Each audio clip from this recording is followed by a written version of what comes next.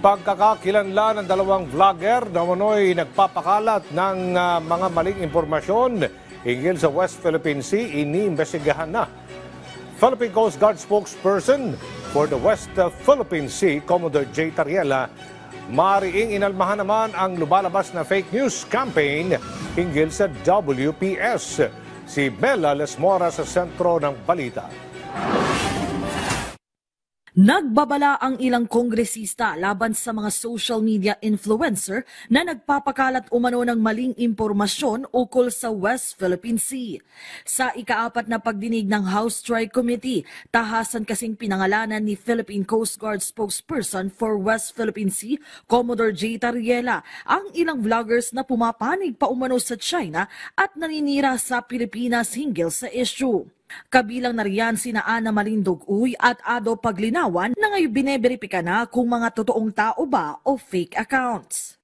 I would like to share with you the posting of certain Miss Ana Malindog-Uy. I am not saying that she is the one really managing this expose because I don't know her personally, but this is actually a public post. She is actually narrating a narrative that it is the Philippine Coast Guard who rammed the China Coast Guard vessel. And I would also like to share to the Honorable Committee the article written by Mr. Ado Paglinawan.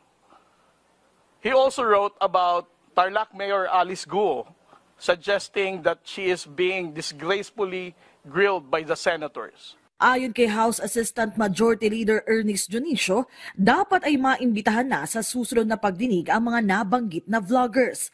May mensahe naman si House Committee on Human Rights Chair Bienvenido Abante Jr. sa mga vlogger. This committee is now crafting a bill that will regulate these things. Akala ba ng mga vloggers natin, malilibre sila lahat sa mga bagay na yan?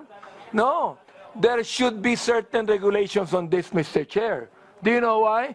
Because freedom of expression is not absolute. Mr. Chair, this has to stop. We have to find out who these people are. Okay, baka mga Chinese to o kung hindi man, baka mga Pilipino na napinagkakalulu yung bansa natin.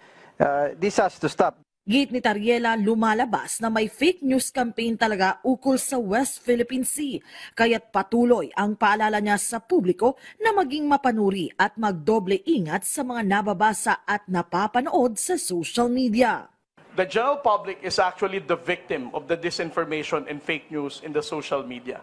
Dahil po sa mga maling impormasyon na ito na ipinapakalat sa West Philippine Sea, ay nahahati po ang opinyon ng ating mga kababayang Pilipino. Mela Lesmoras para sa Pambansang TV sa Bagong Pilipinas.